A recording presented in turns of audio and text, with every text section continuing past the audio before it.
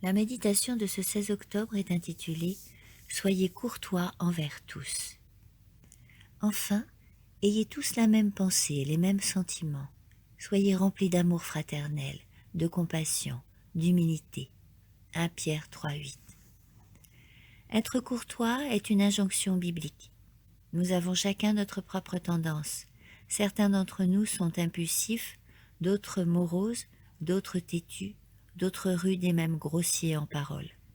Cependant, nous avons tous besoin de cultiver notre tempérament, savoir nous contrôler, adoucir tout ce qui est rêche et polir les surfaces rugueuses de notre caractère. Il ne faut jamais être amer et rude. Abstenons-nous des regards sévères et méprisants, en dépit des sentiments que nous pouvons éprouver.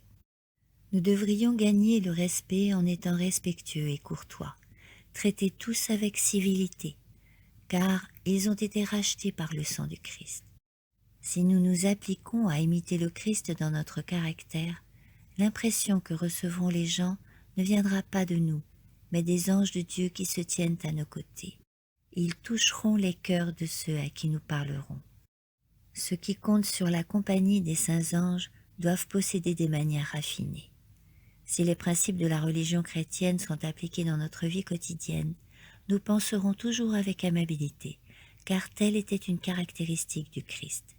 Alors, un homme bien que pauvre aura sa dignité réelle, car il est un noble des cours célestes. Le christianisme fera de chacun un gentilhomme, acquis au prix du sang de Jésus. Nous devons le représenter en suivant son modèle.